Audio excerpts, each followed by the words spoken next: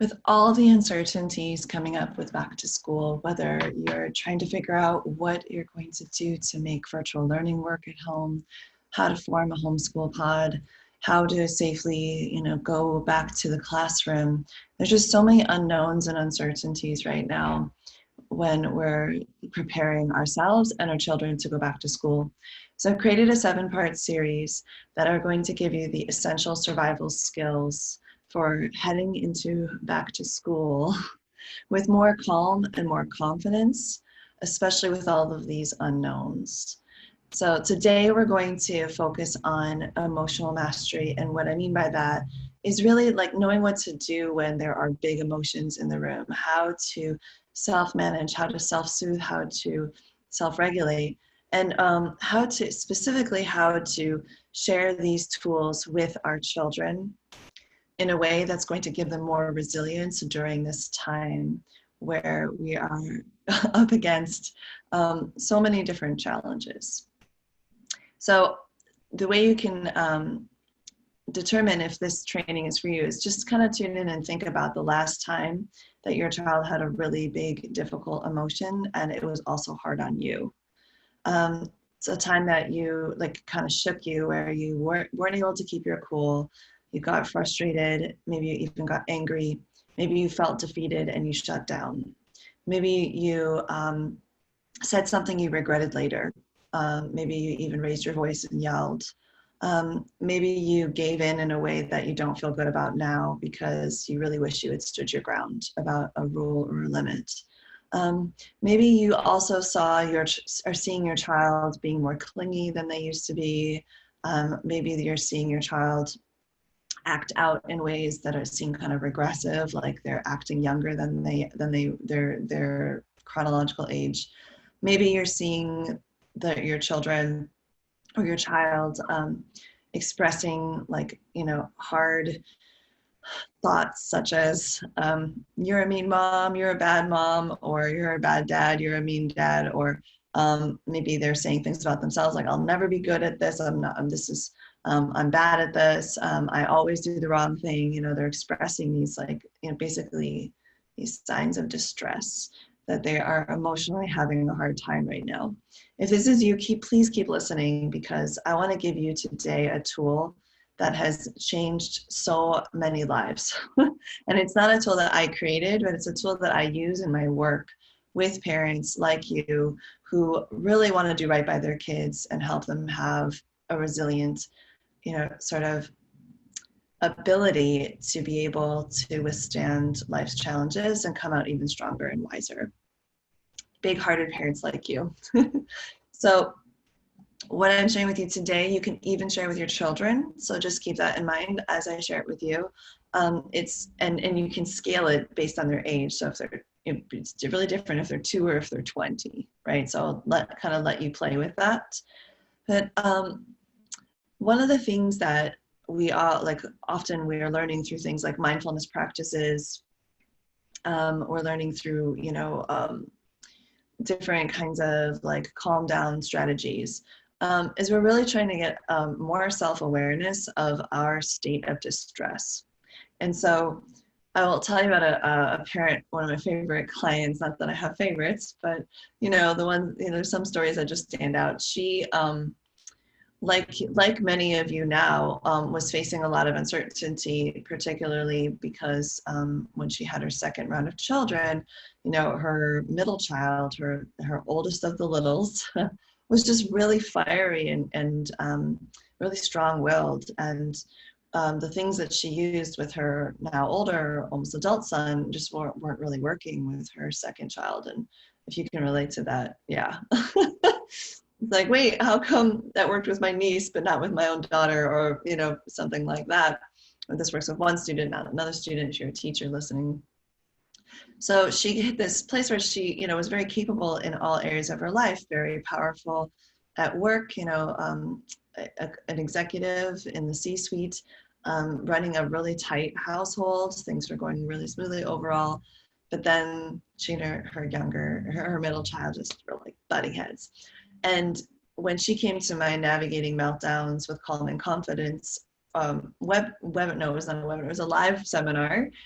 She, took me up on doing a follow-up strategy session and applied, and she qualified. So we got together and she said, Vanessa, I don't want to be that mom yelling at my kid in the street anymore. And we all have our own version of that yelling in the street moment, whether it's feeling just so frustrated and defeated, or like all the things that I was saying at the beginning of this, where I'm sure you can relate to this moment of like, why is this happening? Like, why is she or he, why is my child melting down? Why is my child having such a hard time? And really acting in a way that like, I don't even know what to do with, right? So we worked really diligently on emotional mastery. We actually worked together intensively in private coaching for 6 months. And the thing that she loved about my seminar, the tool I'm going to give you right now, is this metaphor that helps us to be better about knowing what to do next. And particularly what to do to help everybody emotionally in a hard emotional moment. The model that I shared with her is developed by Dr. Daniel Siegel, and it's called The Brain in the Palm of the Hand. And I've taught this also to hundreds of students over my 15 years in the classroom, and now hundreds of parents. So the idea is that in the palm of your hand, you have a model for the brain that will help you to identify how far gone are you emotionally, like how distressed are you, how far is your lid flipped. And so if you do this with your hand, where you tuck in your thumb and you wrap your fingers around it, and you can learn more about this if you look up Dr. Daniel Siegel, Brain in the Palm of Your Hand, if you want to do some separate research. But the gist of it is, we have this part of our brain that kind of wraps around, which is the front part of our brain behind our forehead, called the prefrontal cortex. And underneath it, wrapped up nicely with all of that gray matter, that cortex, is this really old system called the limbic system. And it's like what, reptiles have, birds, other mammals, we kind of all evolved from a common ancestor that has this, limbic system intact. At least that's the theory, right? Evolutionary theory. And in this limbic system is an alarm center called the amygdala. And when the amygdala goes off, this part of the brain pretty much shuts down and disengages and does very minimal work, okay? And this is the part of the brain that says run, like flee, fight, freeze, or, even faint, right? and the emotions just take over. But then that means that this part of the brain is no longer in charge. And you're pretty much running around with your emotions in charge, this emotional part of your brain, until you find a way to put your lid back on. Okay, so that's the idea of it. Here's your brainstem, your neck, here's the back of your skull, here's the front of your skull, behind your forehead. And then what happens is your lid flips. So what I encourage you to do in uncertain times, especially now, but in all times where emotions are running high, is to become a really good lid detector. And I call it that so it's kind of, snappy and memorable for yourself, that you're flipping your lid. I need to be a good lid detector here. And the reason why is because you're going to need to do and say something different depending on how far your lid is flipped or how far your child's lid is flipped. That was the big aha that my client had, my client Rachel. She said, when I went home and taught my children the lid flipping, and I helped them to know, like, when this happens, when the lid flips, we're going to stop and we're going to find a way to calm down. Even if that means taking a break, walking away, right? Going to a room, closing the door. I leave the room as the adult and give them some time and then come back. Or using one of the, dozens and dozens of coping tools that are out there that I also teach in my program. But you do something in that moment to put your lid back on before you try to engage that thinking part of the brain. So what you're going to want to do is coping tools and calm down strategies, and what you're going to want to avoid until the lid is mostly back on are things like asking your child to make a complicated decision, asking your child to have better judgment, Asking your child why they did what they did and demanding a reason, an explanation.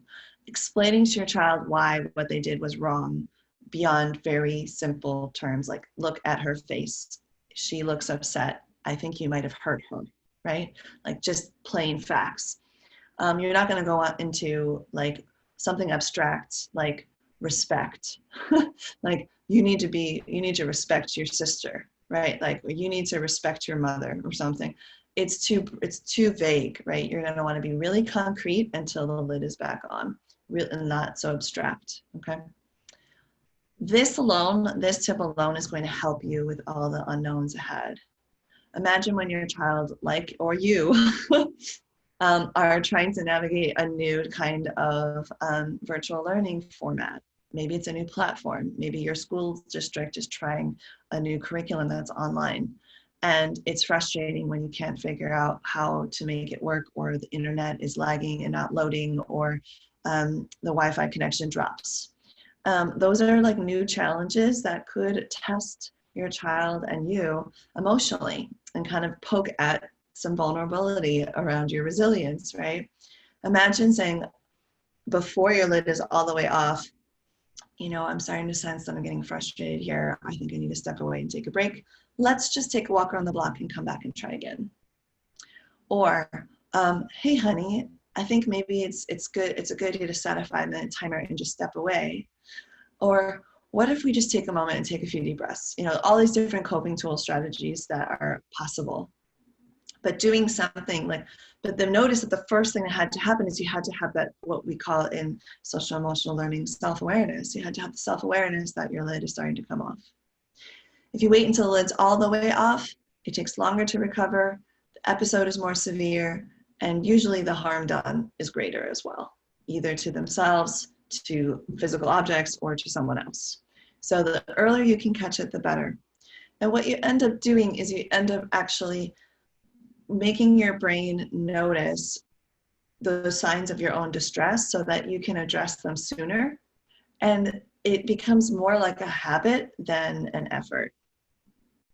Does that make some sense? Yeah. So what I want you to do right now is I want you to think of the last time that the lid, that your lid flipped to some degree, that you really didn't like how it went. Whether it was like you end up yelling, you end up shutting down, you end up giving in, your child didn't respond well, like maybe they said something mean, you said something mean, just like sometime where you personally had your lid flipping. And I want you to almost like rewind the reel back to that moment and think about what's one sign that your lid was slipping. It's your body's way of communicating, and your mind and your brain, your emotions, your spirit, all of you. It's what those signs are, a way of all of you, some part of you communicating, hey, something's not going well here. There's some friction, there's some tension, there's some conflict, there's some difficulty here. Pay attention. Pay attention. Yeah, alert.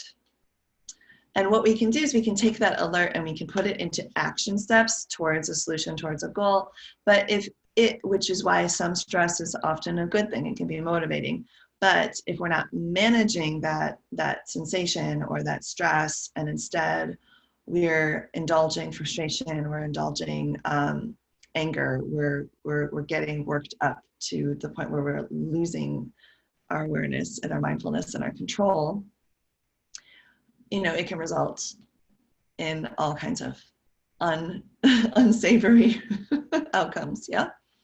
So I want you to think to that point, and I want you to go right now, like take out a journal page, put in the comments of the Facebook post or in the YouTube comments, video comments, what were some signs of your distress? And I want you to actually kind of like write them down and own them and notice what they are.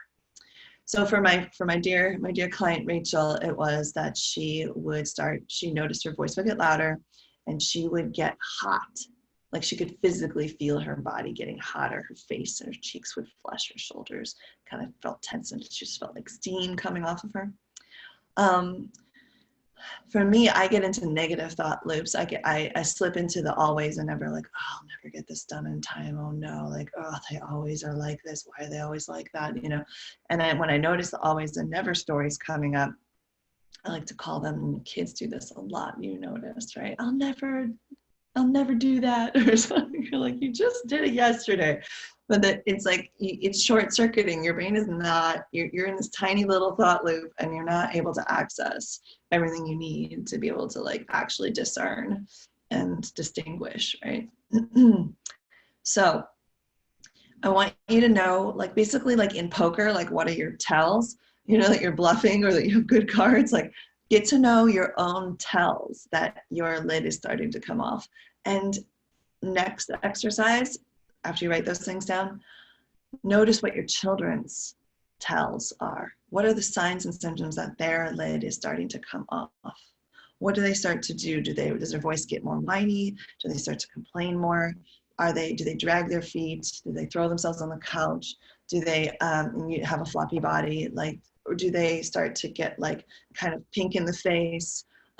What happens, right? And it's not always one thing. It could be a series of